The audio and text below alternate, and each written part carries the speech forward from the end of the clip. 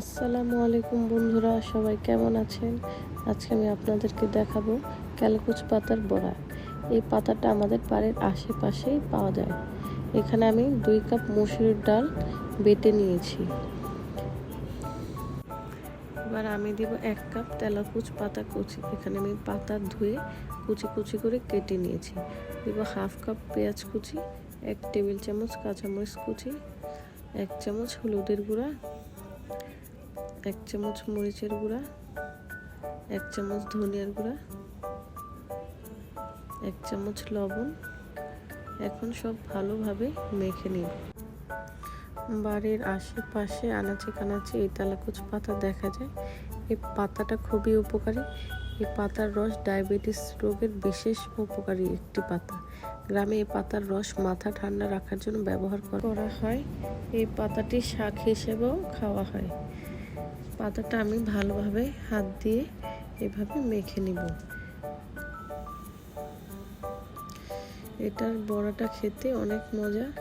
আমি মসুরির ডাল দিয়ে তৈরি করেছি, আপনারা চাইলে অন্য ডাল দিয়েও করতে পারেন। এখন আমি এভাবে হাত দিয়ে পাতলা পাতলা করে বড়া বানিয়ে নেব।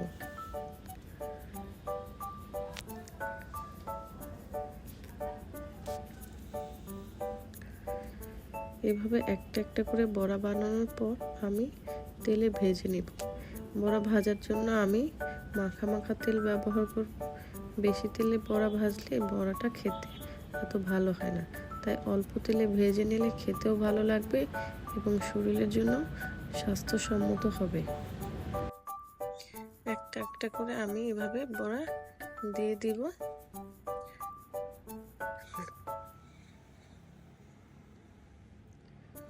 চুলার আঁচ আমি এখানে কম রেখে ভেজে নেব। এক সাইড হয়ে গেলে আমি উল্টে দিব।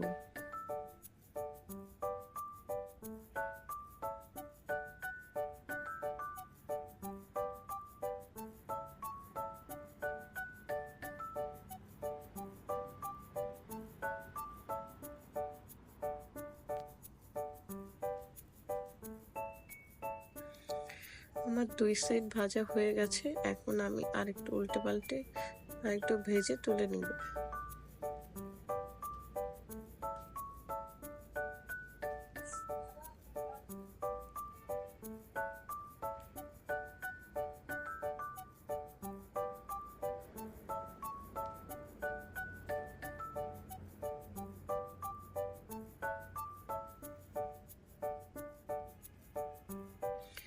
দুই সাইড হয়ে গেলে আমি একটা প্লেটে তুলে নিব। দেখুন বড়াগুলো কি সুন্দর হয়েছে, খেতেও খুব মুচমুচে।